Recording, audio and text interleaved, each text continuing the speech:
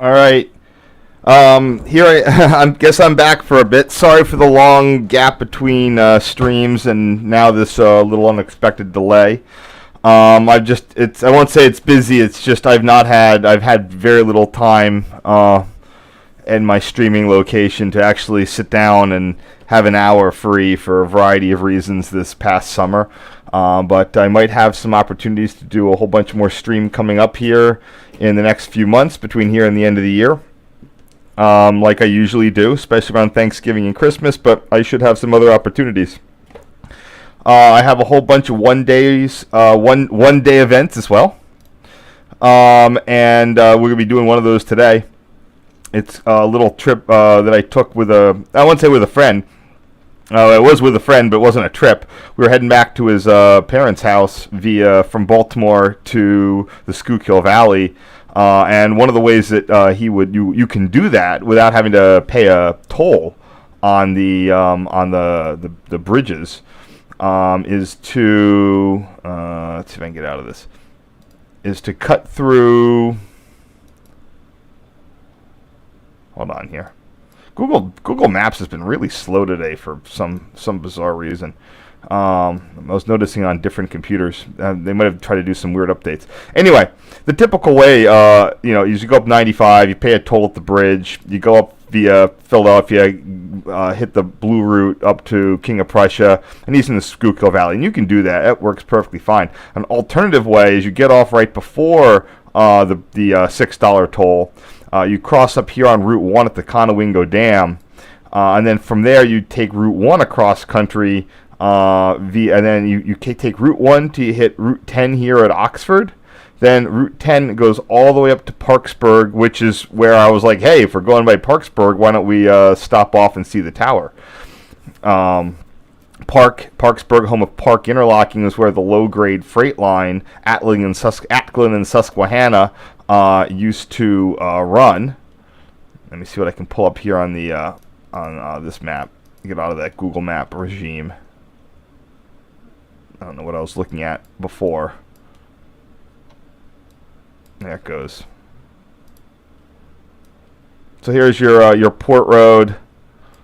There's your PRR Main Line going through Lancaster. There's the Columbia branch, which was also electrified. Now it's a trail, but if I zoom in enough, you can catch that rail. Oh, see, it used to have it as a dirt road. You're able to see it more effectively.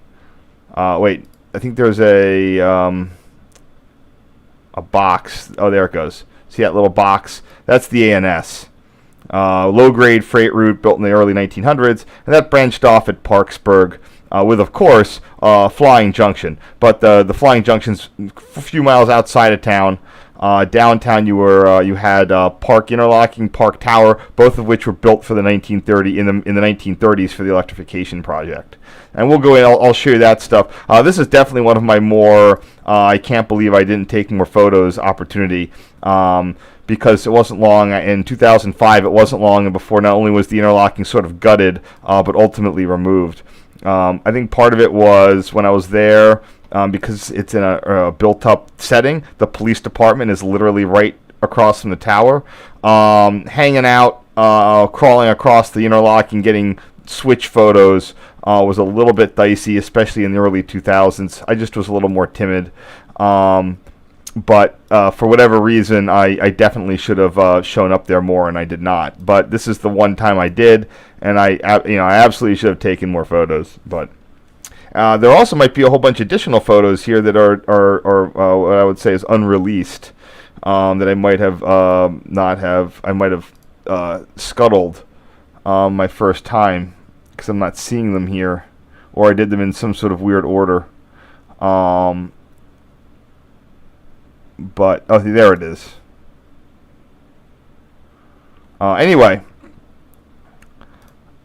these are the older copies that I'm going to be redoing today, like is tradition. Okay, Park was technically within the limits of the Parkesburg station within E was technically within the limits of Park Interlocking. Park has an interesting story of being upgraded and downgraded over the years, with switches removed and then switches restored. It's a very fascinating. It's a very interesting story. The station is still fairly unupgraded, and most recently it lost its the distant signals. I visited there when there were some wayside ABS signals that have since been removed when they moved the 562 cab signaling up to Callan. Anyway, this is technically part of Park interlocking, but it's also the track number 1 platform. Note the original brick, sort of like a main line. Well, it is on the main line, but I say main line like Philly to Paoli commuter station. This is part of the Keystone Corridor, served by Amtrak Keystone trains, which are funded by the state of Pennsylvania. At one point, you would have seen 6 tracks here, 4 tracks on the main line going towards Lancaster, 2 tracks on the ANS. In 1948, 2 of those 4 Lancaster tracks were removed just because they weren't needed. PR only needed 4 tracks capacity here, and then over time, those 2 center tracks were one of them became an industrial track, which is still in place today, although not used, and the second one was for car storage. But like everything on as you'll see, is that like everything on the main line, these interlockings were frequently not touched.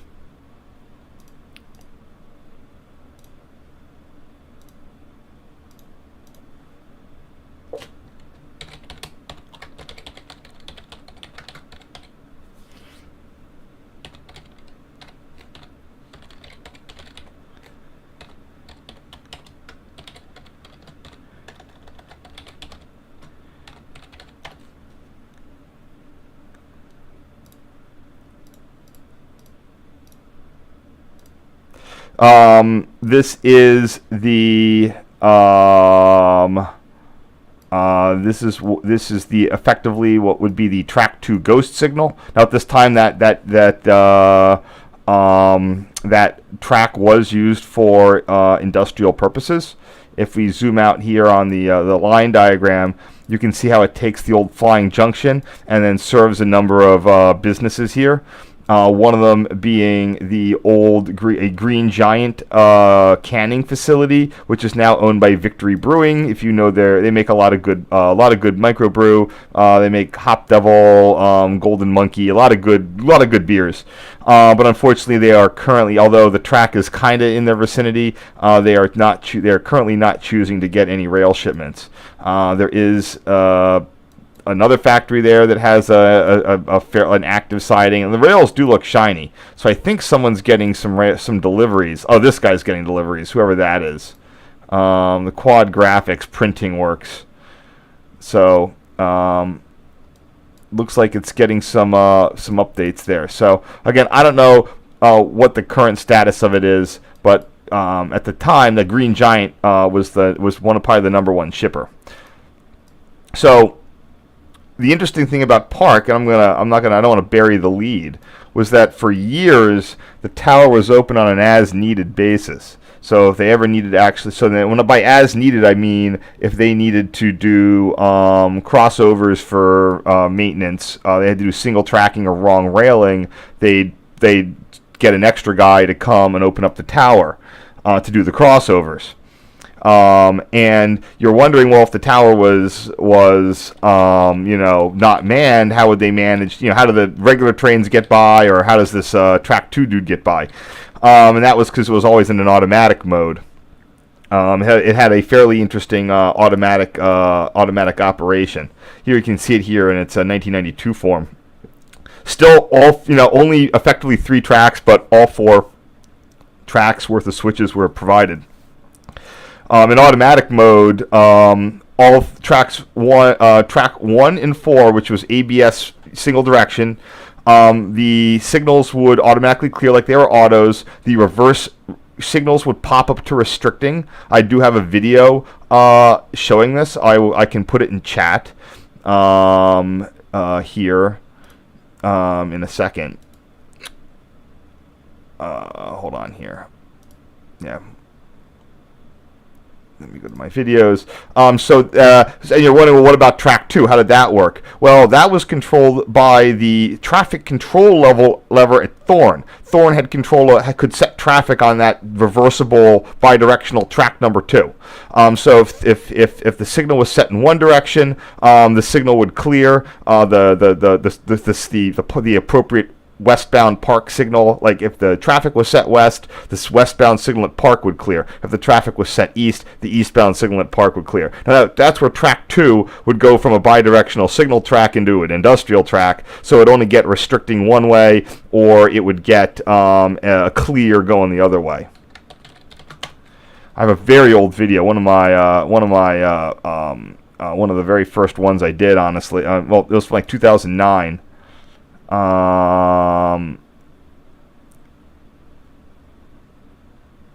Here it is. I'm just going to link this in the thing. I mean, it's a 12. It's a 12. You know, it's a 480p.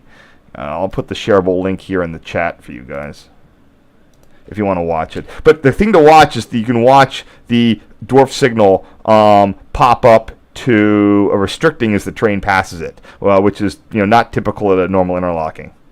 So I'm going way off on a tangent here by just showing the second photo. But what we have here is the 24R. Again, this is for track 2 east. This would be controlled effectively from the traffic control lever in Thorn Tower. Or it's more of a button, I think. They kind of hacked it together in the 1980s.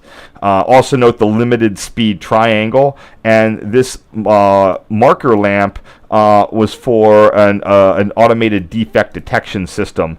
If a train, back in the day when Thorn went to park time, they had to find some way to handle the defect detectors, which weren't radio based. So if they triggered, I think it was a drag gear, that would drop the signal and display an E there. And then the crews would get out. There was a procedure for them to get out, stop the train, inspect, and then after 5 minutes, the signal would re-clear. It was a very fascinating system that they set up. So, and it's like I said, I did not have my crap ball camera. I had my pretty decent. This is my Gen 2 camera. I could take 600 photos on it, 10x zoom. There was really no reason. I know. Oh crap! Oh, this always happens. It's when I hit the desktop thingy. All right, this is not gonna do it the other way. Oops.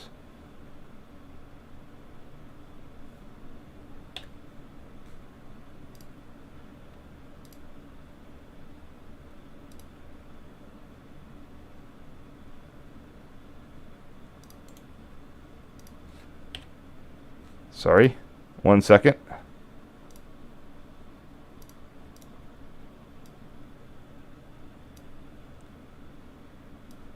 There you go. Sorry. Anyway,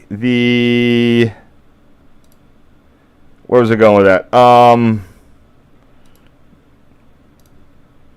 Oh yeah, limited speed triangles. Gotta get back where it's going. So that would indicate that in this case the number 15 switch would have been good for 45 limited speed, 45 miles an hour. And that same with that number 9 switch to go over track 2, 19.9. I don't know about that 25. It doesn't look like that would have been. I'm not sure the 25 switch was a number 20. But this is all from the time where the ANS was used for freight. And allowed for efficient train movements. What's going on here? Why is it so blue? Oh, it's a cloudy day, I guess.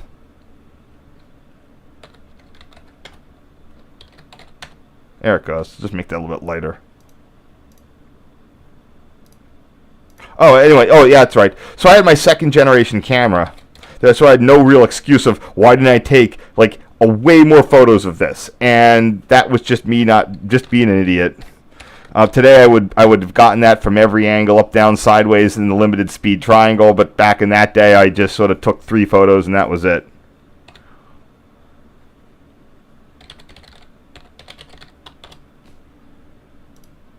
And behind it, you can see the 14R, which is a go signal, because that center track is cut right there. But again, they didn't want to do any alterations to the interlocking.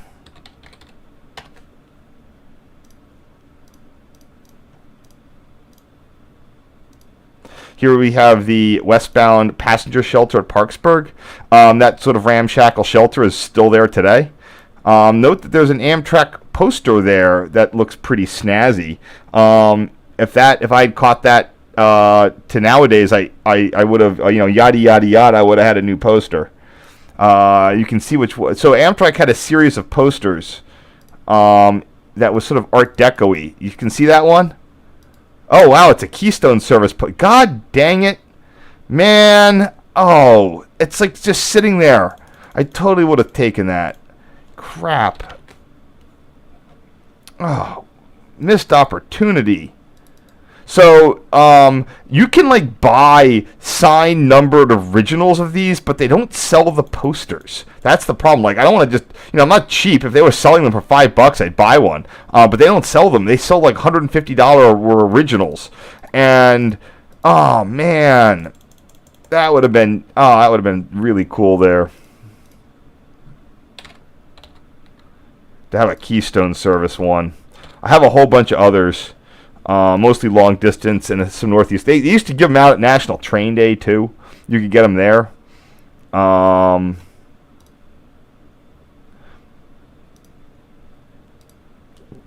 Man.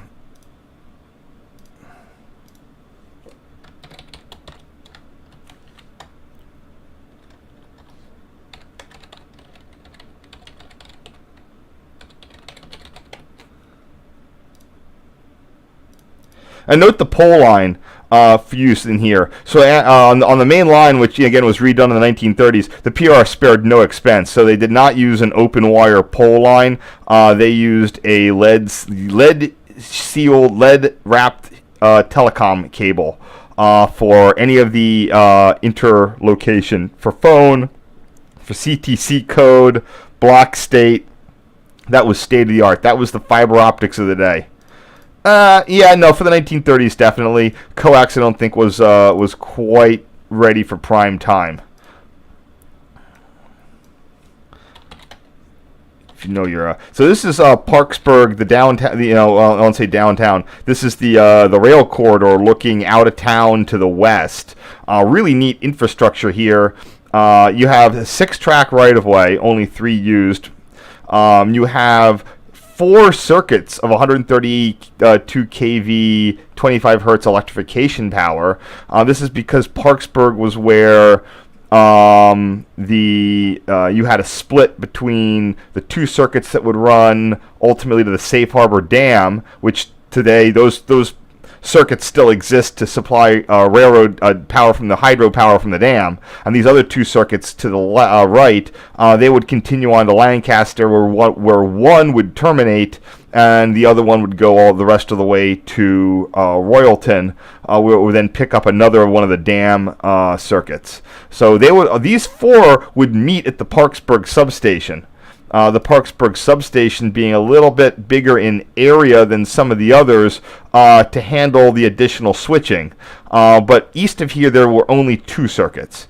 So you would have 132 kV circuits coming into this, and you have 4 going out. But unlike Thorndale, the PRR was always looking to save a little money. They did not. This was not one of the places that had 138 kV breakers. So this was unloaded line. This was switching only. This was controlled from the Harrisburg Power Dispatch Office, which has been preserved.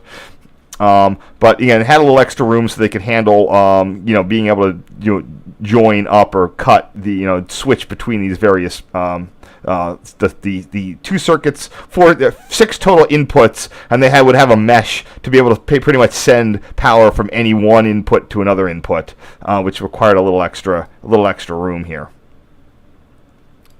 And that's what you get sort of in this middle bay. It looks like, so right here and there, it appears that this was actually set up. You can see the pad. See that little rectangular pad there? That's not the one I want. If I zoom in on Parkesburg, and I'm sorry if I'm taking long, I know I started late. You can do a little aerial photo archaeology here. So there's this Parkesburg was one of the last two substations that had an original PRR 1930s transformer located there, and I do have photos of that. But see those two pads, those little square ones? Those are totally possible that those could have been for that was in case they wanted to put HV breakers. At the time, 138 kV breakers would have been rather expensive, and the PRR was nothing if not very frugal. If you go pull into Thorndale, its substation does have the 138 kV breakers located right in the middle where Parkesburg's would have been. Anyway, this is just the right-of-way along, oh, by the way, these ancient bridges in Parkesburg, I believe that both of them are currently closed. They're still there, though. They were, of course, modified with the anti-electrocute-yourself shields.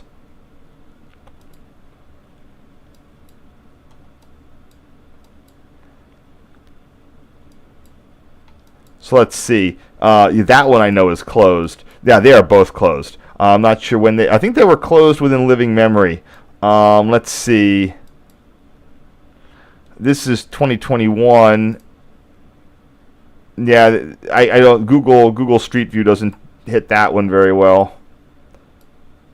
I don't think there's going to be a street view of either of them in a good way. But those were open at some point. Maybe if I go on to the other road here, we can sort of see down there. What dates do I got? 2009 or 8? Not sure. That might have been closed as of 2008. Yep, bridge closed. Wait, hold on.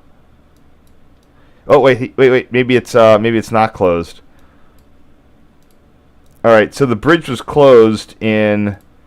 We got a bridge closed sign, but not one in 2009. So it looks like the bridge was open in 2009. And then the Bridge Street Bridge, let's see what that says. Do they even tell us?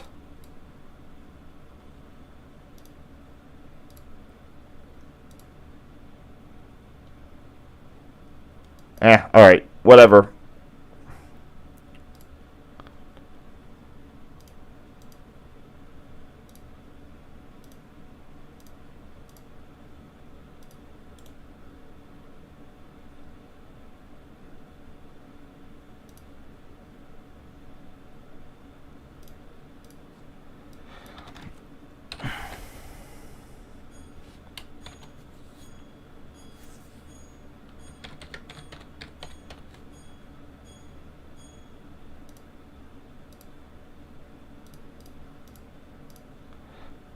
And here we have a zoom. Now, if you're wondering where the track 1 signal is, it was located all the way. So this one, it's sort of wrong where that 10R is. Hold on. Let me increment this. Where's my increment? Oh, nuts. I don't seem to have it anymore.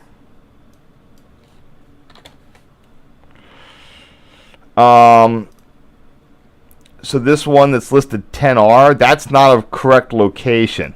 The correct location was located on this bridge. You can see it right there is where the other signal was. Now again, if I was on the ball, I would have gone over to that bridge and gotten close-up photos of that signal. That signal was there for a while. Again, I just was, I drove this route on a couple of occasions. I just had an extreme lack of urgency in that period of time. Parkesburg is just, really have no excuse.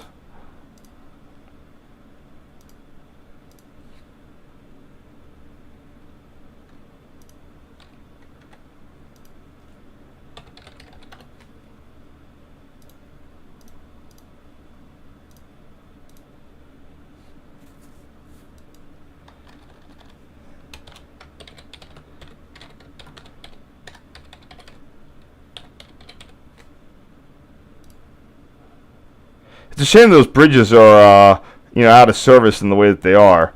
They would be, it's definitely really neat engineering. These sort of old wrought iron bridges. I don't know what they're going to do with them. It's definitely a shame. Sometimes those types of bridges get restored, and most times they don't. They'll put something in that like calls back to them. I think that when I was first doing this, I was mistaking these mass signal, and I got this at the 24R. I think at some point I thought this was the 10R, but I was wrong.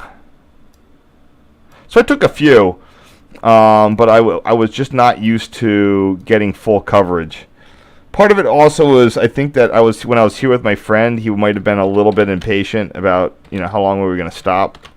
And we also had a different destination that day that I will get to later or momentarily.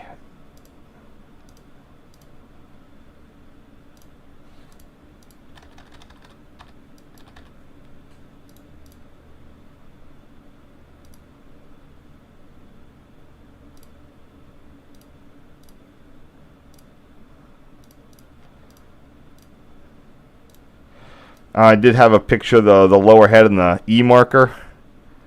So I wasn't completely useless here, but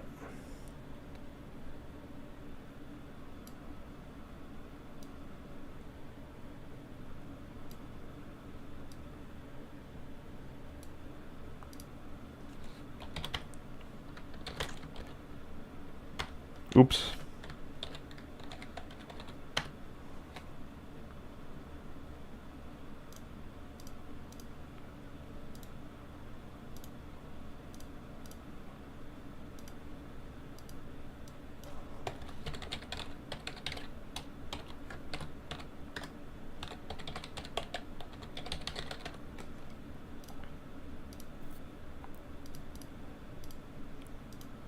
This is before Amtrak Track Your Train, so I didn't really know what was. I think I was just sort of waiting to see if anything would show up, or I think I knew the schedule, but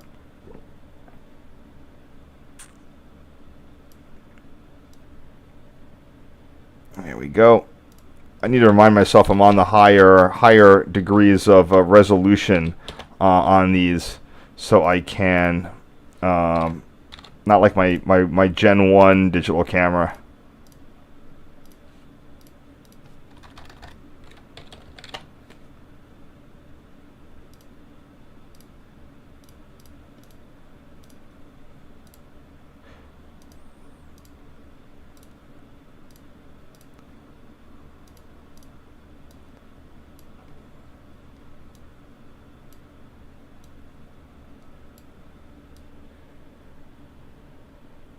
Amtrak still does mounts like this.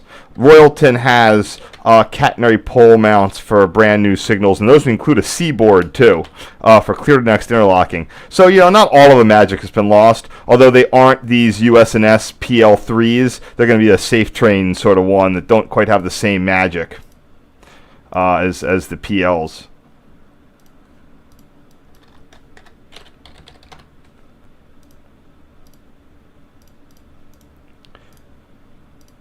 Now you see, I normally I would have had upper head, lower head for the side. I would have done a wide angle and a narrow angle, and then I would have done the rear reverse and then a rear quarter. So it just shows you the like the amount. So I would have had quite a few more photos. Note here in this little picture of the so this is the 14R. It's marked here in the 1992 diagram as a fixed stop, which I guess it functionally is, but the lamp is still there. I would be interested to see if you could actually clear it. I bet you could. The ones at Paoli like this you could clear. Also, this industrial track almost certainly had a 152-pound rail right there. I bet if I went back, I should go inspect that rail, and I bet it would still be 152 pounds. So I'm going to make a note of that to go do that.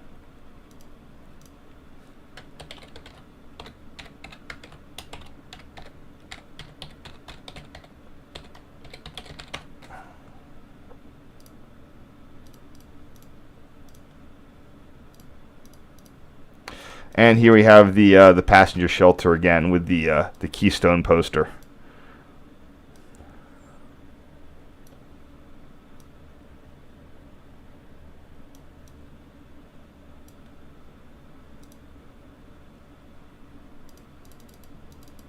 So they had a couple of posters in there. Oh, man. That would have been great. I didn't even know they had a Keystone poster.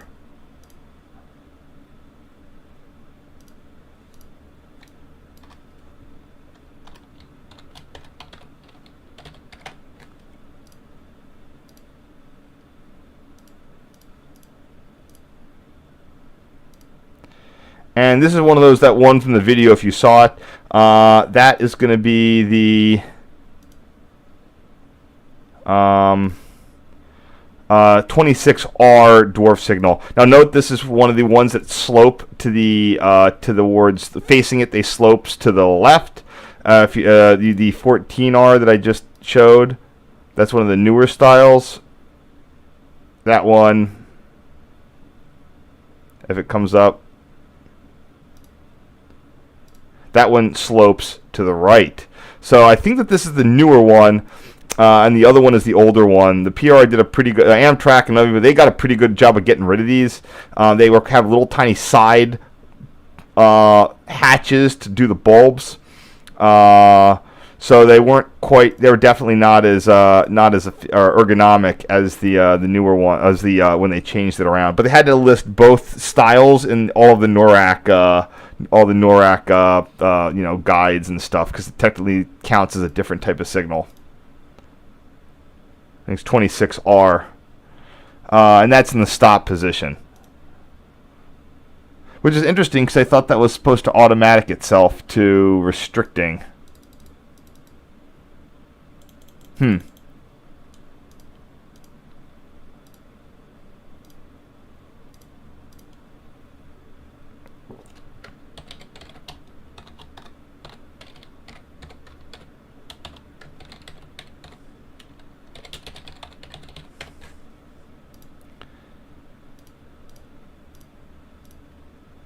All right, that's the first bunch there.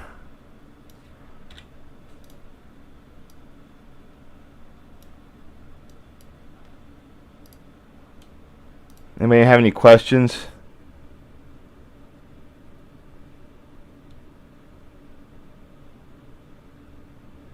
Yeah, I know. Like, that poster was so good. Like, I just saw that right now. I'm like, ah. Yeah, it's like, yeah, you play the video game, you missed the drop.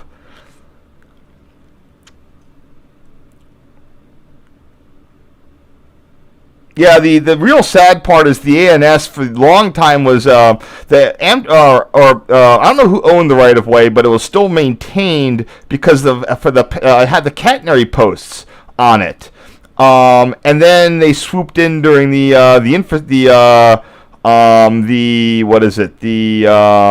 Obama stimulus, and they got money to not only, I mean, they cleared out the right of way, they made it to a fairly unimproved bike trail. They ripped out a lot of the bridges, and then they ripped down all the catenary posts and replaced them with like a monopod type thing. Let me get on this. I'll show you what I'm talking about. It was heartbreaking to pull down, see them pull down all the 1930s stuff, and also rip out so many of the bridges. Now, it did result in, this is about 2011 when they did this, 2011, 2012, and this was in 2005.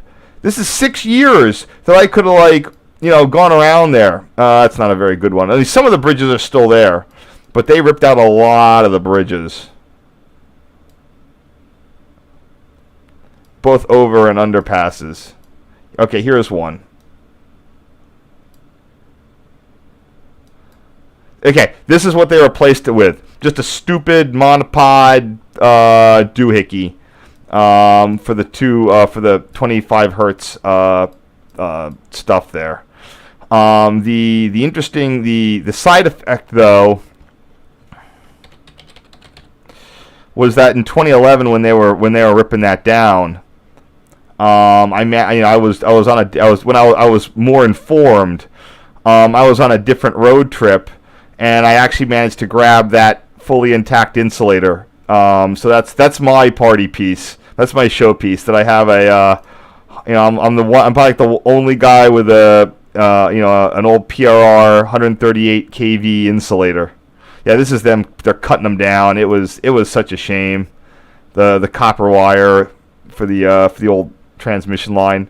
Yeah, so what it was for years was these two transmission lines and empty cross stays. Now, the main reason they needed that they were looking to get them down was because these were largely held up by wires and guys. They got the stimulus money for it, but they were having to do a lot of right-of-way maintenance and to make sure that these would stay up. Because if if a tree fell on the guy wires, it could pull down the whole thing. But it was still a huge shame to see that and lose them. The new monopods are just yuck. Yeah, like this one probably had some sort of catastrophic failure and they had to replace it with a wooden pole. Anyway.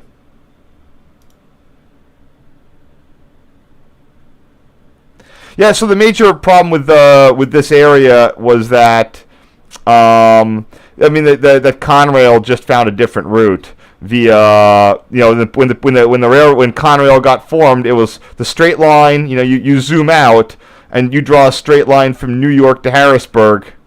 There's Harrisburg. There's New York, and that runs through Allentown, Bethlehem, and Reading. And that wasn't 3 railroads anymore. It was 1 railroad, and there was no need to send the freight down to Trenton, over, and then up. And interfere with Amtrak and have to deal with the Northeast Corridor, or send them down the Trenton line.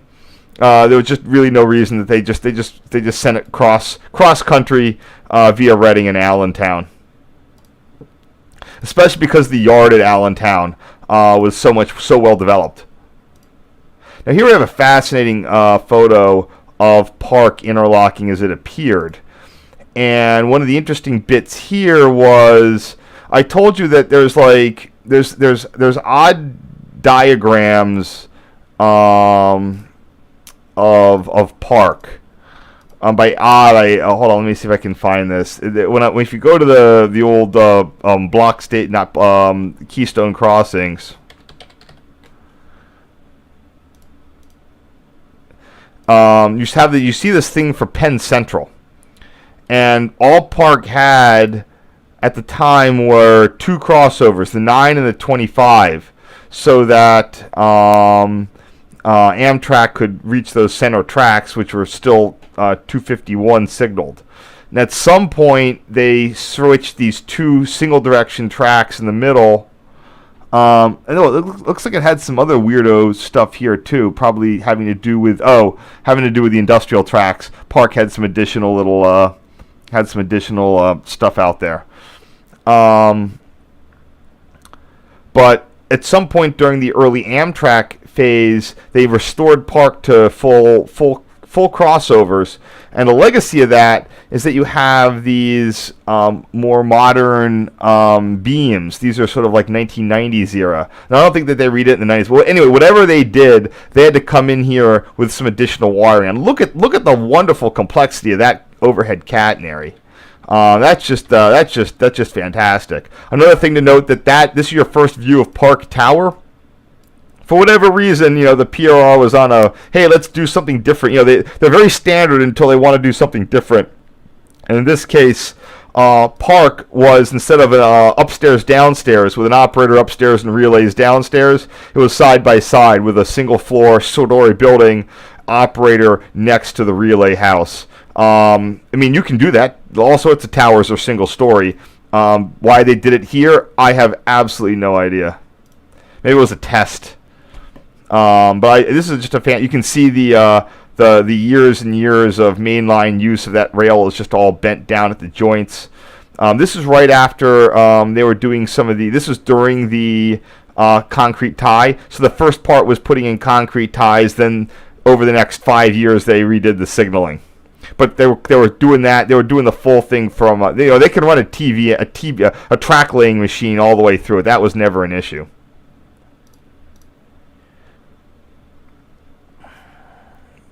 I gotta check occasionally what labeling I gave these in the old day to see if I can reuse it. There it is.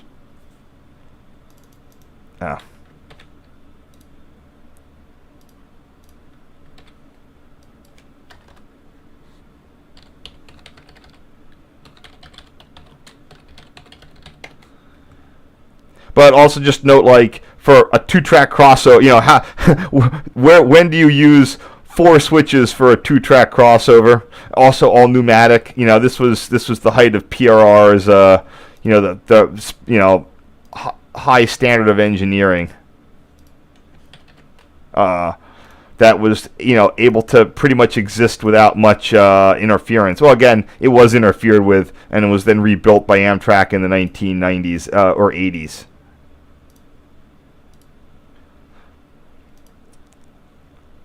I don't know exactly when they did that. I'd have to go and try to find old timetables.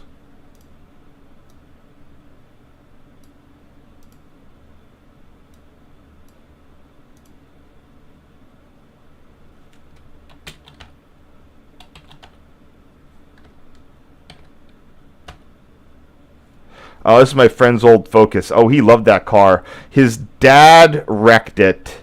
I think he had this Focus that his dad wrecked going excessively fast on I-95. Now, if they were okay, but then there was one. Oh yeah, this is 2005. Yeah, he must have been coming down to. This is odd because he was still in college. And he in 2007, this car got trashed when his dad crashed it driving down for an internship near me. So, and then he got another car that got zapped in a hit and run. And then the Focus after that, he actually was okay, but he traded it in.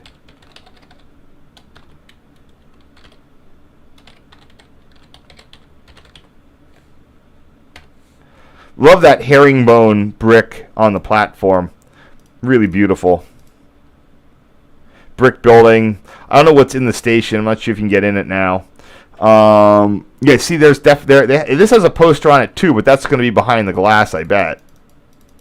It's also faded up. Oh, it's a Keystone poster, but that's faded up the wazoo. Amtrak's, whatever dyes they use in their signage, their posters, their printed material, it fades very quickly. I mean, I've seen this all over the place. You go to an Amtrak station where something's been there for 5 years in the sun and it's faded out. Oops. What am I doing here?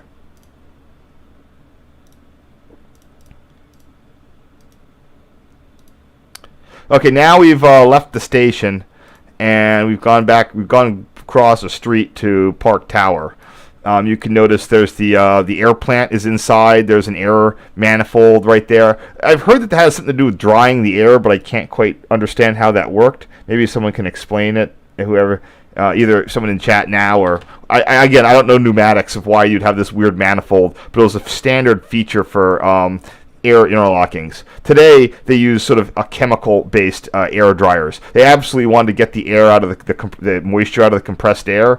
Else you would get the lines would freeze up.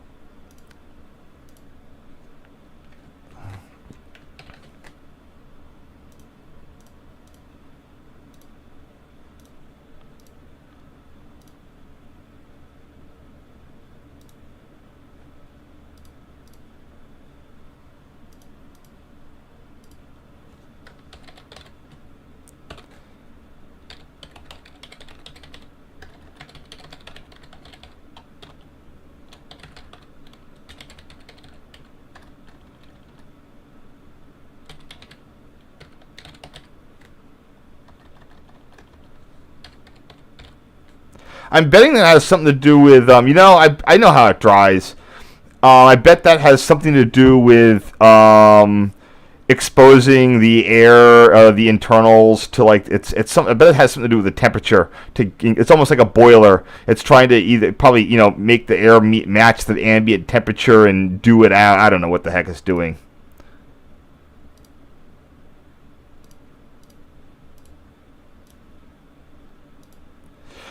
Here we have. Now, I actually stopped by Park ages ago in the 90s, and I have a film photo of a Keystone passing here.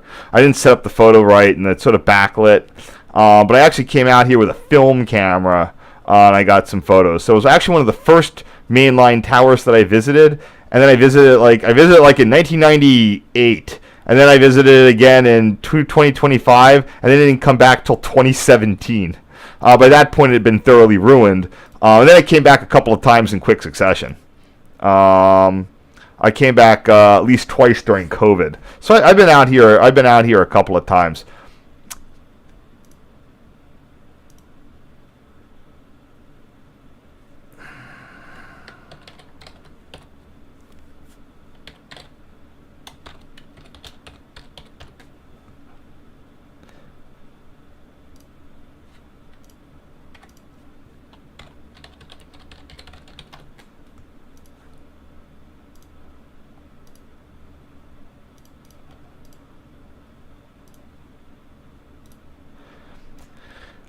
There you see what your but that radio hut is still there. When I came back, there was a guy in it. I've seen someone like working in that.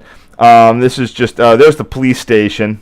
I didn't know that was a police station at the time, but probably good. I wasn't being too bold, especially since the vegetation wasn't quite where it is today.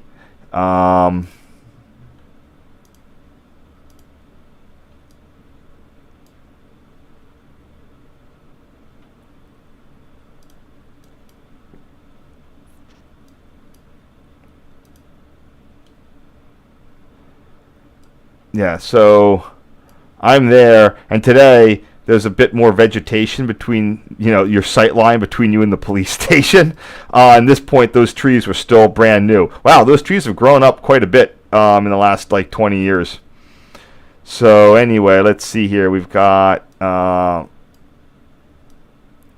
sure how I'm going to rename this here.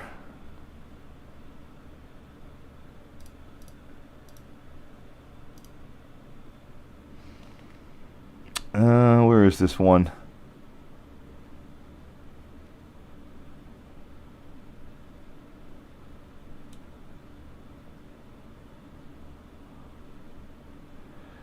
For all I know, I might have rejected that photo. Looks like I did. All right, whatever.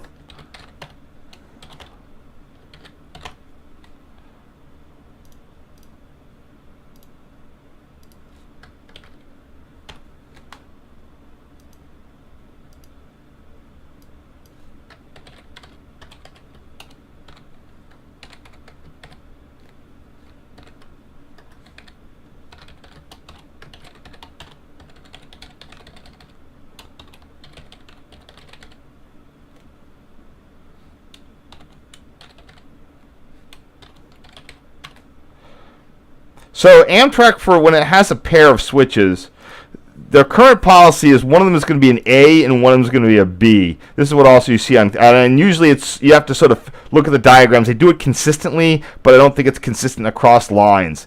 On the main line, though, I would see directionals, east and west. Not sure, why, but just something I noticed. And here we have, looking back towards the station, you can see those. Oh, there was a bridge there. That's why those things are there. Yeah, those are the ghosts of bridge past. Yeah, they're still there. Oh, that's what that was. Let's get back over to Parkesburg. I thought that they were doing oh, we need to rehab the interlocking with some additional catenary supports. Oh, I can't zoom in. Oh, wait, maybe I can.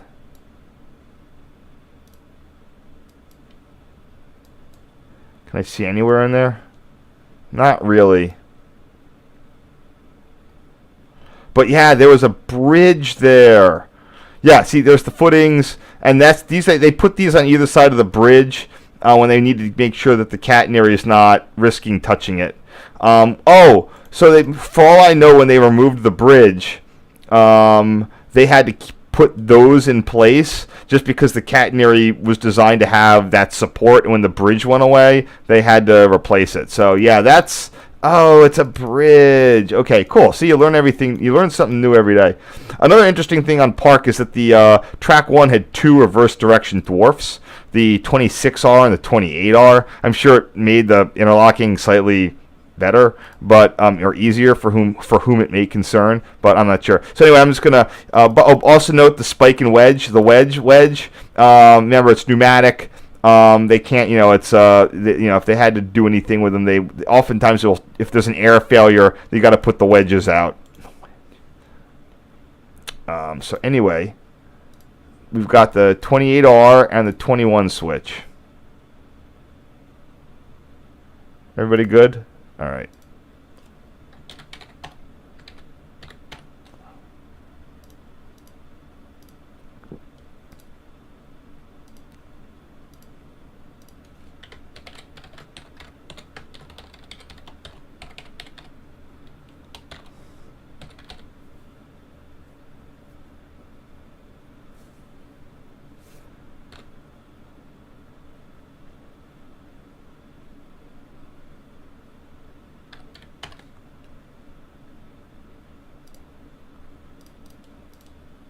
Next, and here we have the other opposite direction. We have the 13E switch, and then the east end of the interlocking. They did have a somewhat modern. When they put that single track in, they did reconfigure. They did some stuff at the signal bridge that was a little bit more modern. Yeah, the amount of overhead wire in this thing is just crazy. They did unlike some places where they will do things like leave in the old ghost, the old crossover catenary. They went ahead and ripped it all out and simplified the heck out of it.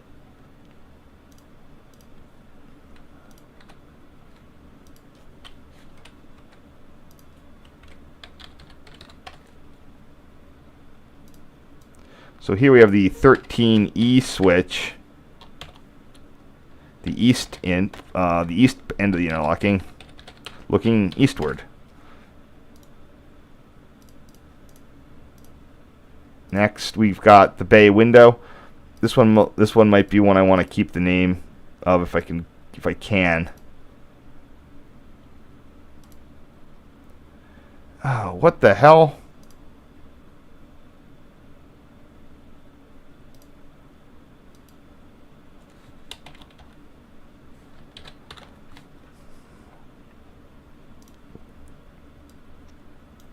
I think I have just some lens aberration here. I'm not sure I can fix that. Or I don't think I want to fix it. Okay, that's a little bit better.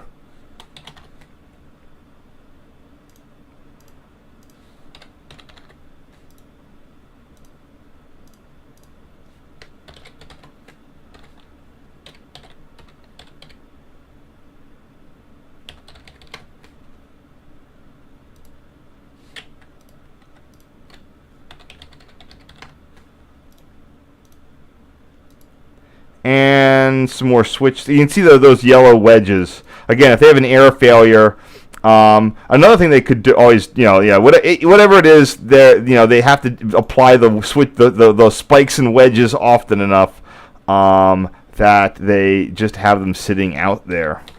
So this is going to be the 13E. Now, today, Amtrak labels its switches by what tracks it serve. So a 13 switch typically goes between a track 1 and track 3. A 15 right here would be between track 1 and track 5. This is not that. This is a lever machine. That's lever 13. That's lever 15. So although 13 and 15 or 23, 21, all those are valid, are typical Amtrak switch numbers you see today. Remember, Park was the old numbering.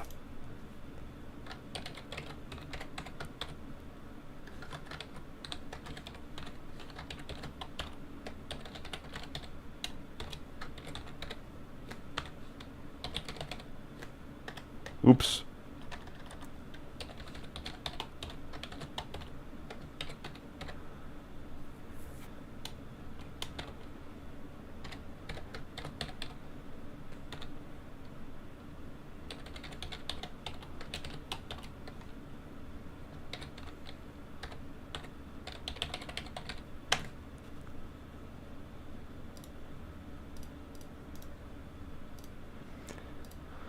And here we have the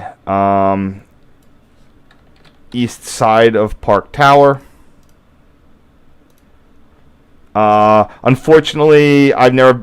It's used for MOW. There's an inner door, and you cannot see into like anywhere. You know, with those the anti-crime screens, all the windows are opaqued over. You just can't. There's just no good way to get a photo inside there.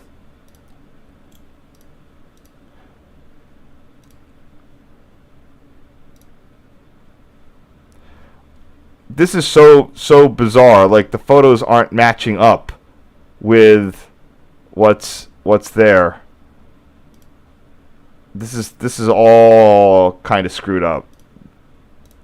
All right, whatever.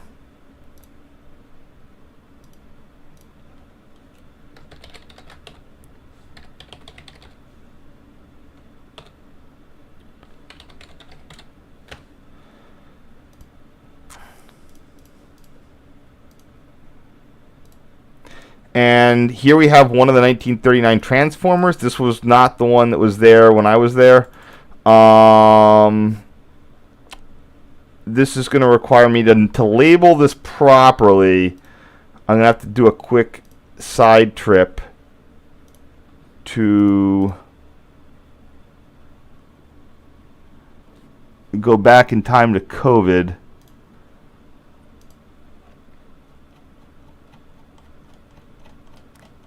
Here we go. This is Park in 2000 whatever. So here's the last one they had. Oh, look at that thing. That's beautiful.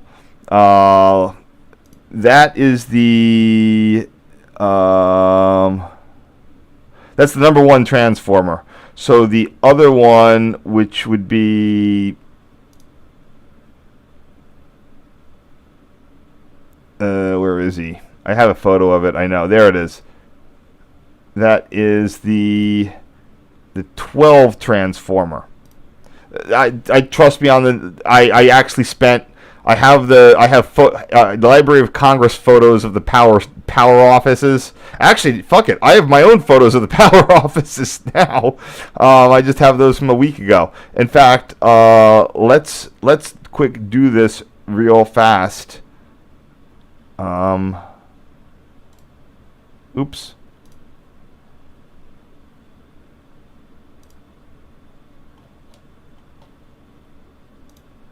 These are hot off the press. These are from I just got this set up. I visited the Harrisburg power office, and I have This is not always generally open to the public, but they had a special volunteer day that I was able to help with. And NOLA.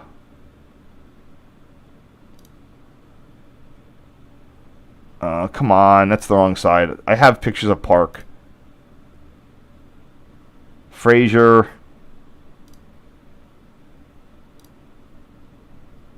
I'm going the wrong direction. Horsham. Come on.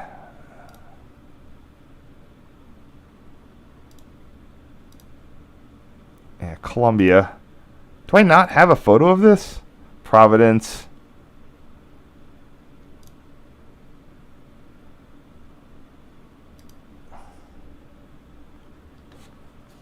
I have other photos. I just wanted to go right. I just wanted to cut to the one that was useful.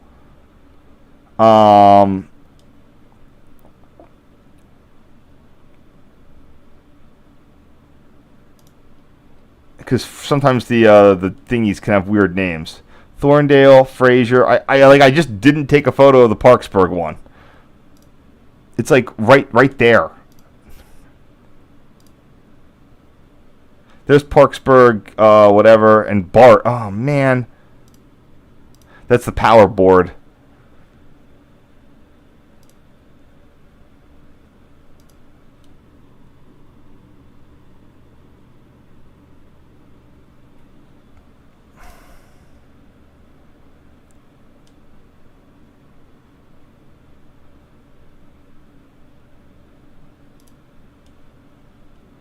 Sorry, I have these sources around.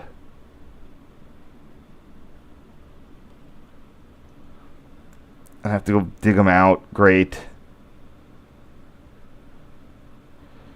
All right, 1 second.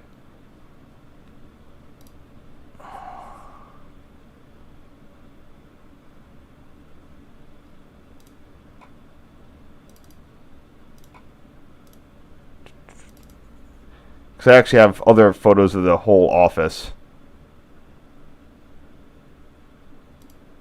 Once the drive spins up. There it goes. Harrisburg power office. Yeah, so this is what it looked like when it was in service. And I just have to find one with Parkesburg. So this was actually built in the late 30s, and it was in service until like 2013. This is thank goodness that the Harrisburg chapter had the opportunity to lease it for 10 years. Hopefully they can do it longer. Even here, it's hard for me to find Parkesburg.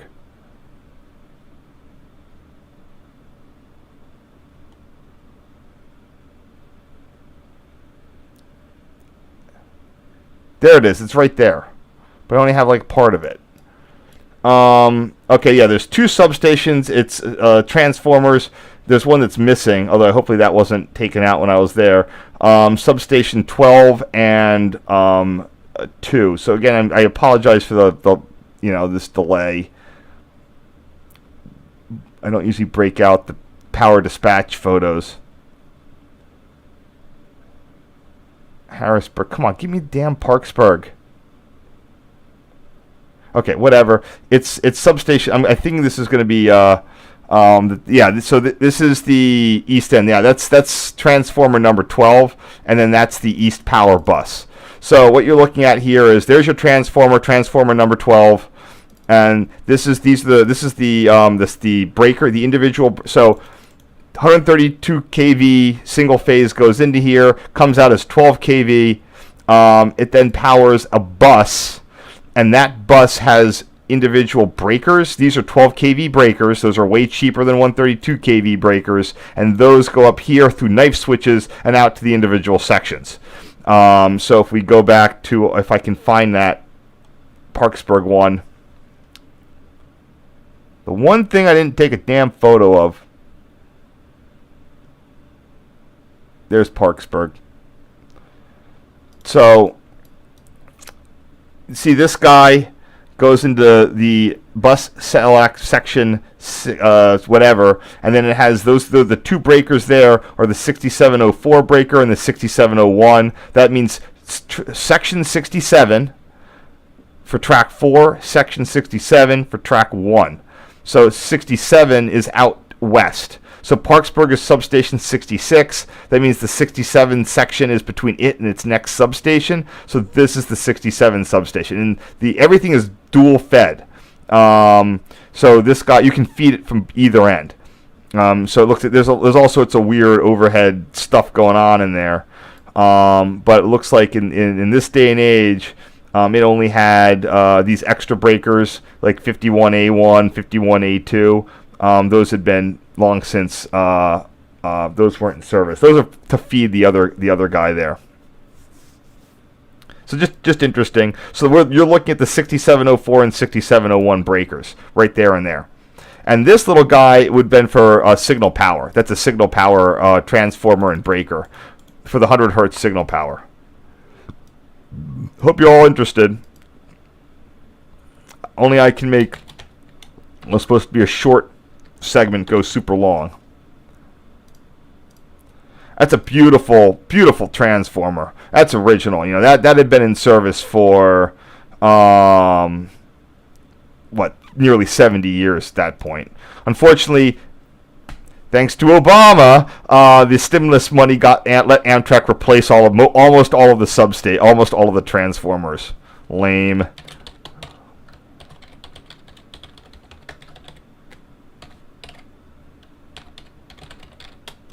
So it's the 6701 and the 6704 breakers.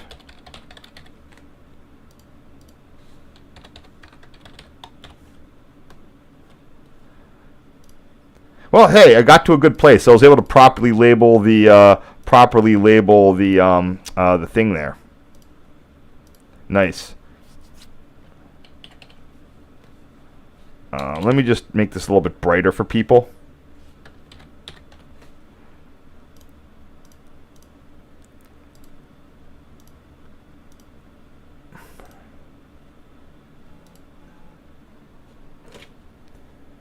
Ah, damn it.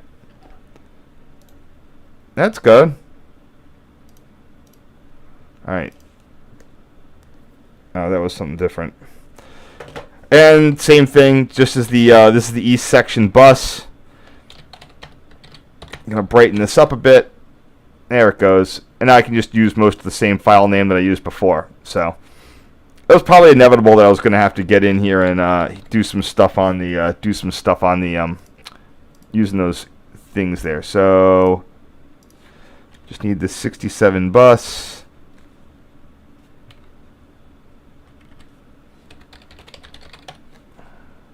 What else interesting here is you can see there's like a green background. All those trees were recently cut down when I visited the substation in 2020-ish.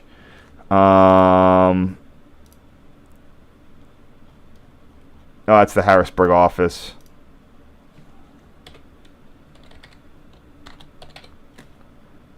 So in 2020, which I used this as one of my do stuff during COVID treks. You can see here that all the branches has been cut around the substation. And there's the old 12 transformer, and there's the 67 bus. I'm not sure I got any additional. Yeah, see, and they've replaced all those little breakers that look like little black sheds. Those were original. They got replaced. Lame. Oh, that's the bus breaker. The BB breaker allows you to tie the two 12 kV buses together if you need to. The power system stuff is all pretty neat. They try to be as redundant as possible. All right. Next. Oh, that's the end of this. So if anybody has any questions, I'll answer them in just a second. Sorry, this is dragging on and on.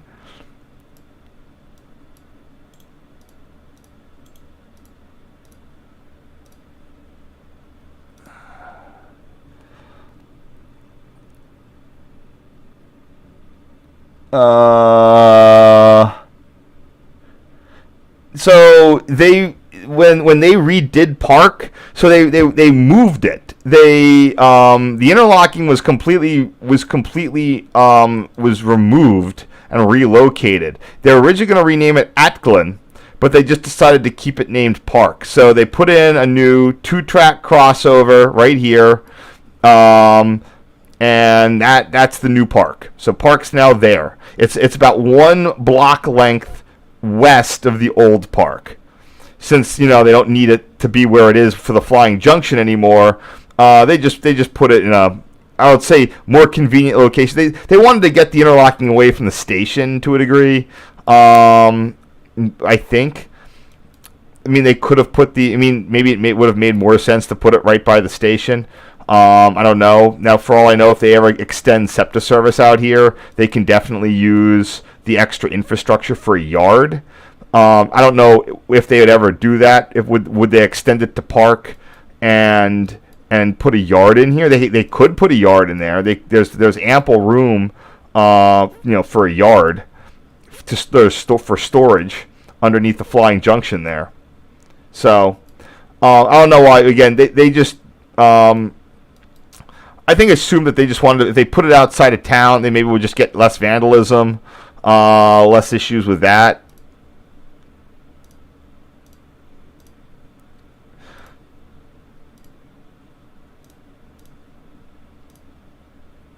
So I did get some, despite the presence of the police station that I was only aware of more recently. I did get some photos skulking around the interlocking, but I did not do what I did. What I did during the Conrail, the PRR Main Line pneumatic switch disappearance recently.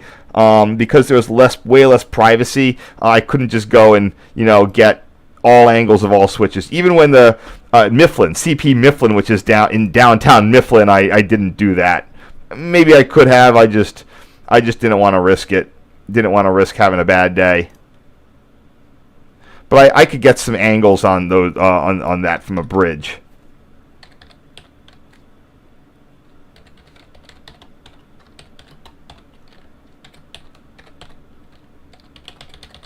So here's your 13E switch again. So the parts of a pneumatic switch, they're your points. There's the A5 switch machine. You can see the pneumatic piston, and then this is called a CP, a style CP valve. That's the thing that makes it, so that it only will throw when it, that's what makes it reliable, so it won't just randomly throw under a train. And as I've said before, that took a while to get right. If you read a lot of the old USNS documentation, they really had to do a lot of improvements on that. So here we have the West bus. There's more to this because of that third track 2, which was electrified at this time.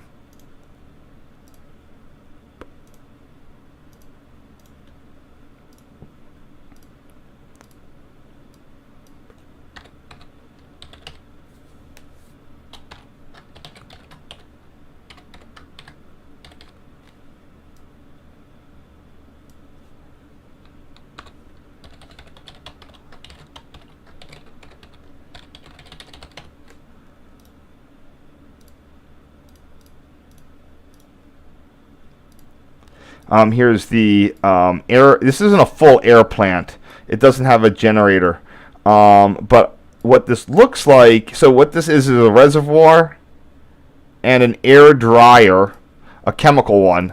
This little thing here has some chemical salts and shit in it that deals with the air. See, there's the blowdown valve. If you go out to these, and my friend at Thorne, when he worked at Thorne, that was a trick you'd do on people. You'd soak them with the blowdown valve. But somehow this has gets water vapor out. It's like a desiccant, but you can keep blowing it down to get. I don't know how it can both absorb and not absorb water. Now, what this looks like is an engine tap.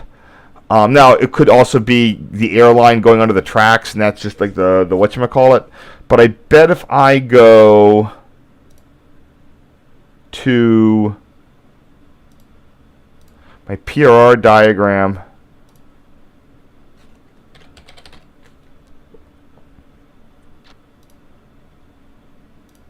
I wonder if that's an engine tap. Substation number 66. Sometimes they don't have them. Sometimes they will know. What an engine tap is a point where if the pneumatic system fails, you can pump up. You can supply air from a brake line, from a locomotive. Yeah, back in this time they had sidings and all sorts of fun stuff here. I don't see it. Sometimes they'll list where they are. Sometimes they will not. So. I don't see an engine tap. I've only ever encountered one once at CP Home in Pittsburgh.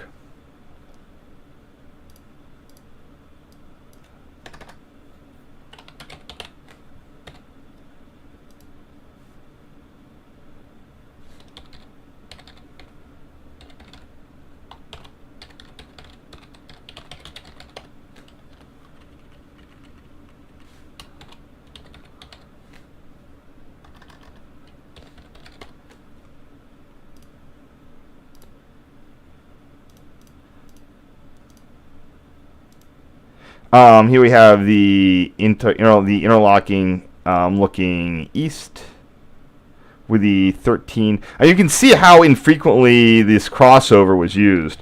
Amtrak did not like pulling an extra guy out here to run it.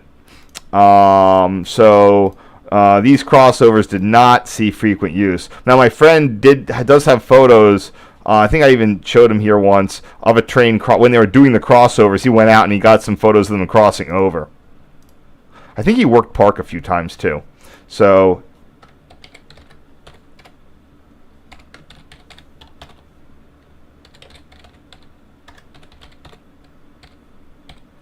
oops.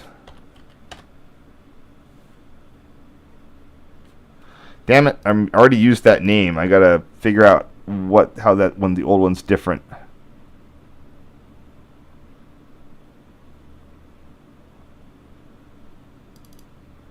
Oh, it's an angle. All right, there we go.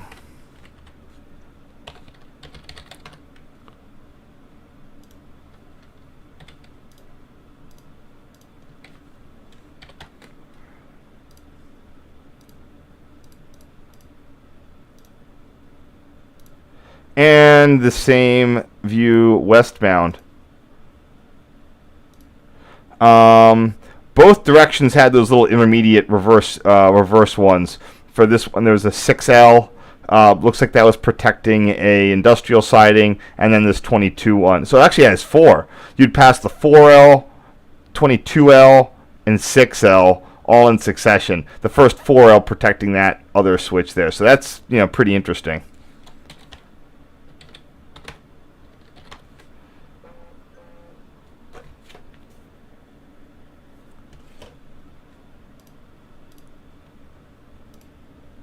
Oh man, this is going really long tonight. Just on the day where I didn't quite need stuff. What? Oh, wait, what happened here?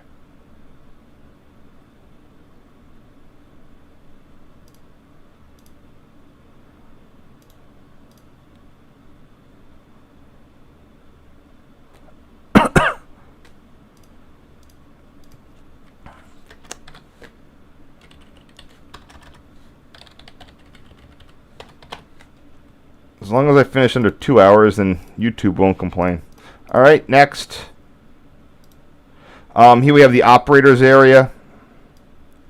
Park Tower. Again, Park Tower is still in service at this point.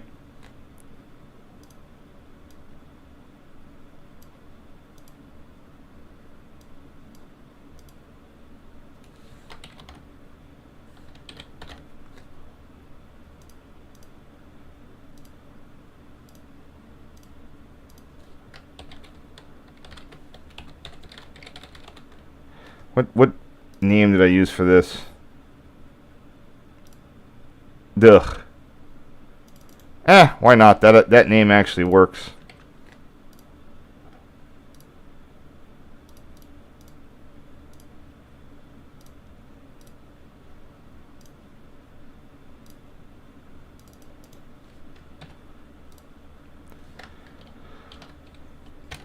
I run a lot, because I visited Park a bunch, I run a lot of stomping over other file names. It's not a problem now, but it might be a problem when I eventually incorporate this into into a flat file system for searching or a database. So I try to use as much of the old names as I can. But I definitely have way newer ways to express this. So I'm just going to use for where I have because all these switches and stuff are all gone. I have a free hand. These don't ever appear again. So again, me just trying to grab. I actually remember doing this. I would just dart it out there, grab the photo, and ran back. This was well within the age of getting hassled, and also the police station was there, but I didn't know it. Okay.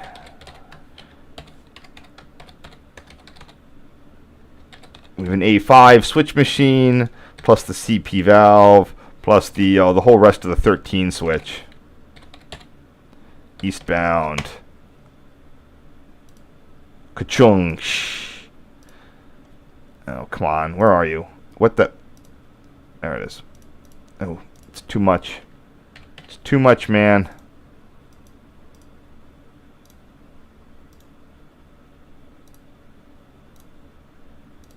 Better. And the 21E in the opposite direction. Again, this is not referring to track 2 and track 1. This is the lever number.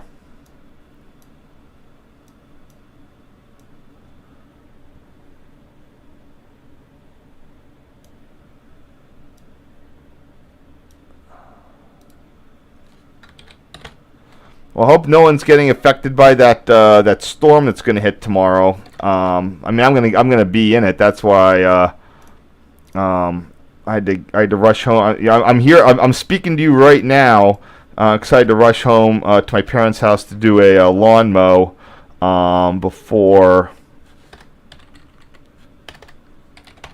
It had, the rain came. I'm going out to Utah this weekend to Zion National Park again. So that's going to be fun. This is a nice one. So again, if you watch that video that I linked, oh, by the way, nice paint job on this. And this is the type of signal that I'm 100% sure that when Park got retired, someone 100% had to have made off with this, due to its, the variety, condition, and Amtrak's is not using any of these guys. The left-handed ones. I think these are left-handed.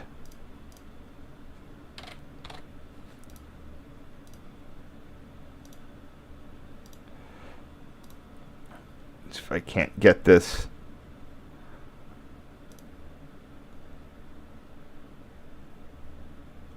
It's hard to find with those matching the photos.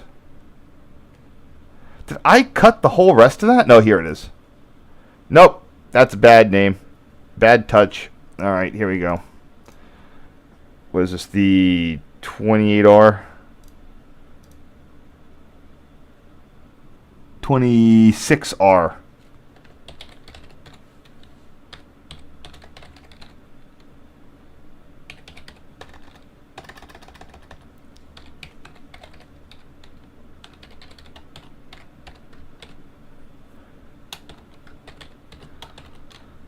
Also note the impedance bond there.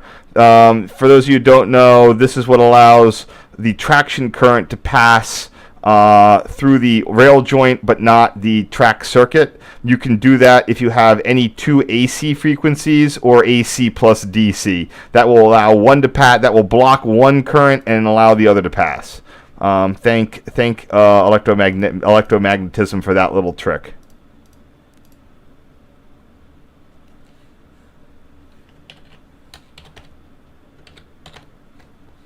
I don't want that. Doesn't look good.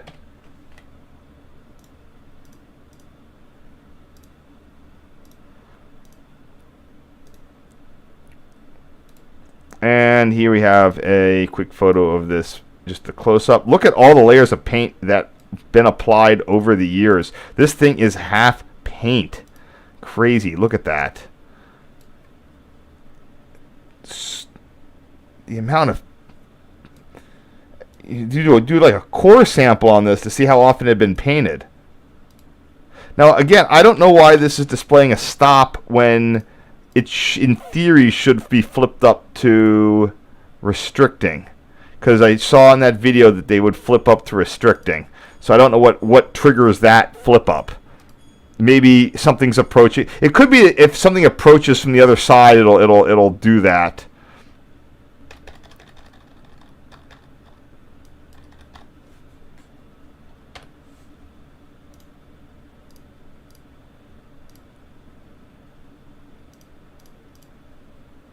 I'll ask my friend. Maybe he can store them. I'm going to see him tomorrow. And this, I believe, would be the 14. The 14R. Well, let's see.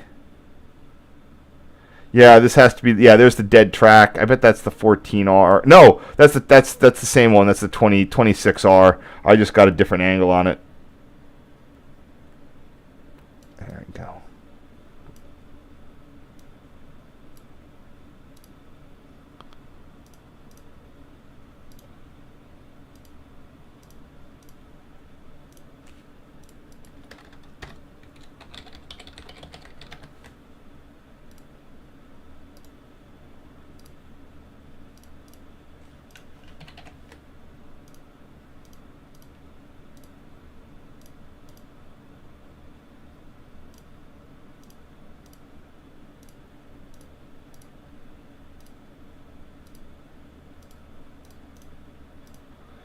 All right, down to our last set here. This will be a slightly shorter set, so that's a plus. And it'll also have some additional photos that'll explain some things. So I might even be able to cut some of these.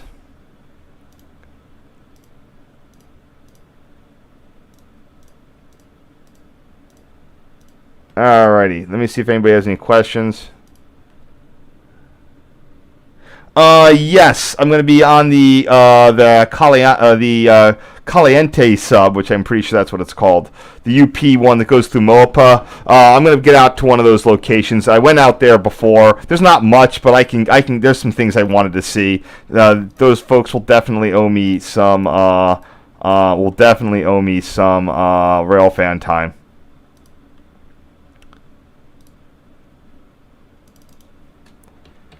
Cool. All right, I can get through this pretty quick. Back of the tower.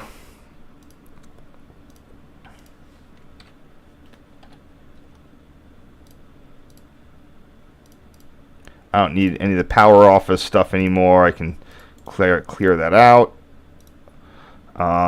Rear west, including the air dryer.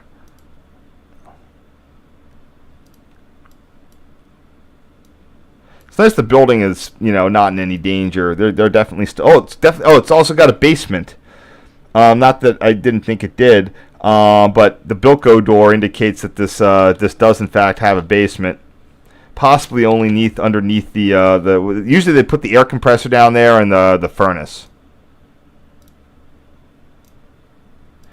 Now remember, when this was built in the 30s, central heat was still pretty nifty. Air system, interlocking machine, hundreds of, tens of, who knows how much money worth of relays in this place. The PRR really spared no expense. I keep saying that, but it's definitely true.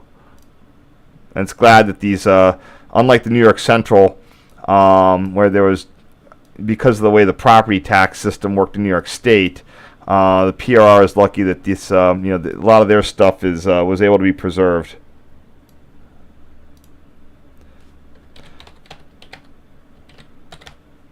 So, I don't even know how to describe what the fuck this is.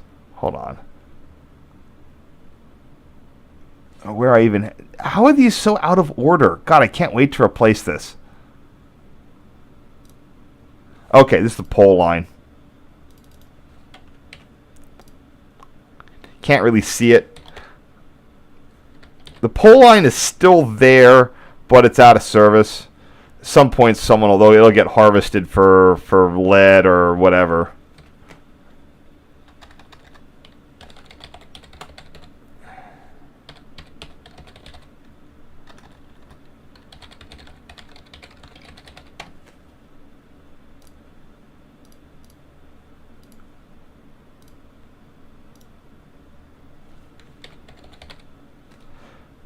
Here's a photo of that same location. Oh, that's similar. The pole line still there. If you're interested, like I said, here's what it looks like today. There's one, the middle track goes through. There's still maintenance of way siding there.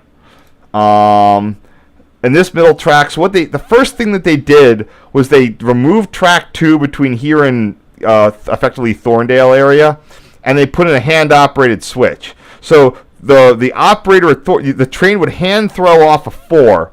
Then it would go through the signals at Park based on the operator at Thorn and his little traffic lever, and then it would serve Green Giant, which is just the craziest, hey, we don't want to touch anything thing. And then eventually they just have that hand throw east of Parkesburg. Oh, here's that thing. It's the old junction box. Lead. It's all wrapped in lead right there. Super fun.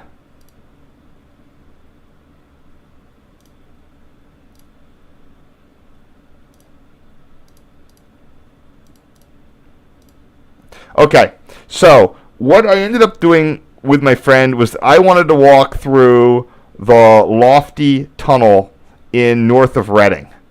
So we went to his house, and then we drove to Hellengone, all the way up here, near Hazleton. Where is that tunnel? It's up here. It's up in there. It's like you just drive. You drive past, drive north through Port Clinton. And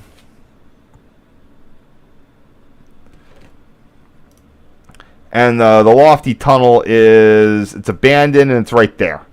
And I I got all the way out there, and my goal, I wanted to walk through it. It's not long. It's flooded. I brought sandals. I had all this stuff, and I was just like, I just wanted someone to go with me because it's a little spooky. You know, if I slipped and fell, I wanted someone there. You can park right there, and you can walk down the right of way. You can see it's flooded.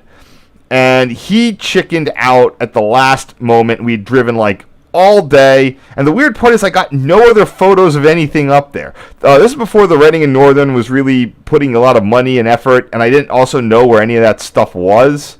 So, yeah, that happened. You know, it wasn't great, but it's just funny that I did like a bunch of photos at Parkesburg, and then my next photos are at the Lofty Tunnel. And I made it up to it, but it was flooded more inside of it. So,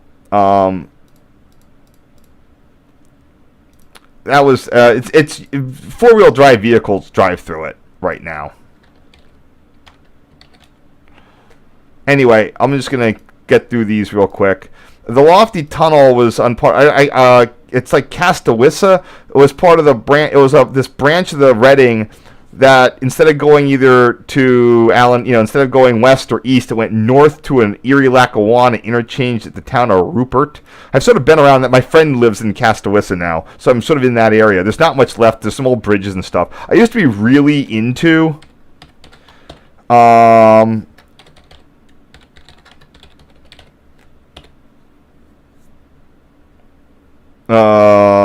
this has got to be north-south. This is northbound.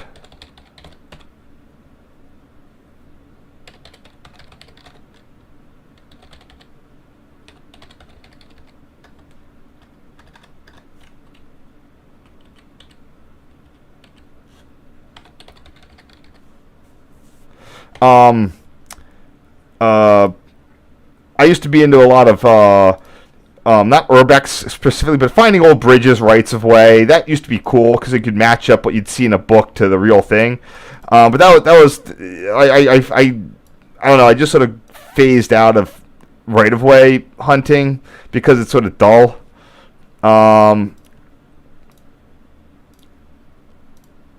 You can see my friend who was not following me.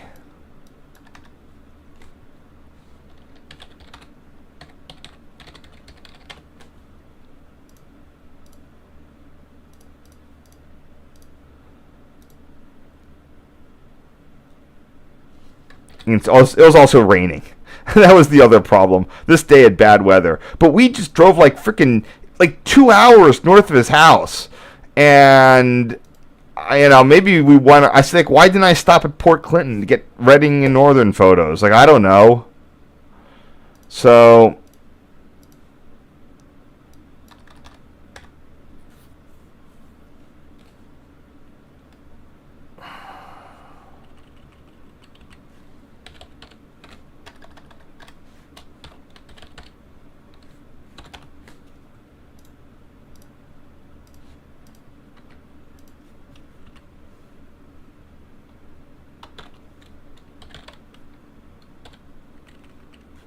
sorry, just altering one of the names.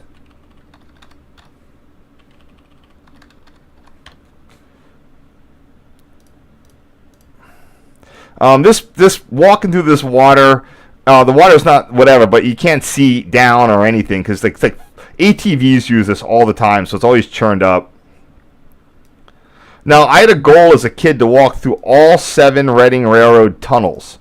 I still haven't gotten through Lofty. I went through the Mahanoy Tunnel. That's the longest. I did that on New Year's Eve in the 90s with my dad and a friend. My dad was in. My dad definitely encouraged my rail fanism. That's the longest today, and I don't even know today it would be. If it's more busy or back in the 90s, the Reading and Northern was still sort of getting underway.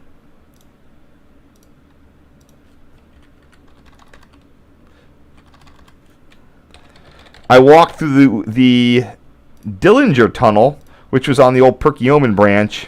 That's still used to access a, what do you call those things, an industrial park. The Perkiomen branch from the south is abandoned, but from the north it is not. This is cool. I didn't have night sight, but I can sort of make the photo better.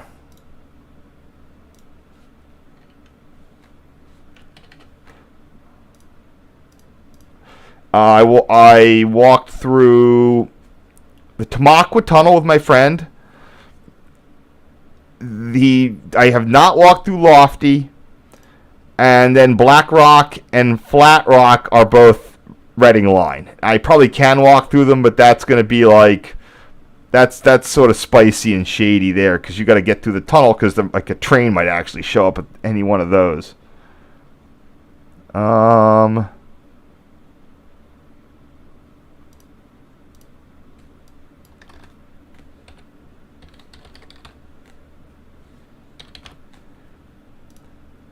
Nice, still well lined, but it's some. I think there's one additional tunnel on the old Castawissa branch, and if you're wondering what that looks like, just go to map here, and you can see this dirt road that I marked out. That's where it went. So trains, this is the old main line to coal country via Mahanoy and etc. and the whatnot. This is where the Reading and Northern goes on its excursion runs out to Jim Thorpe. But if you take a couple different turns going towards Hazleton, you go underneath where I-81 is, and then it sort of cuts on this. This is on the edge of a valley, and eventually it gets there, and then you have an interchange at Rupert, and then if you kept going, it cuts more across country and goes up to Williamsport. The other one went down to Sunbury. Yeah, that's interesting. The right of way is all still there, but in theory, there's a little tunnel right there. The Shaman's Run Tunnel would be the other one that you have to get to. So let's count Lofty, Mahanoy 2, Tamaqua 3. That one you just saw 4, Dillinger 5, Black Rock, Flat Rock 6 and 7. Those are the 7 Reading tunnels. There used to be more. There used to be a couple more, but they got daylighted. There was one on the Doylestown line that's now the SEPTA R5. That one there's a big cut. And that used to be a tunnel that when they were doing the electrification, they blew it out. The Pulpit Rock Tunnel also got blown out. So 7 Reading tunnels is a little bit like when do you count? But I think that most people are counting from like the late 30s or 40s.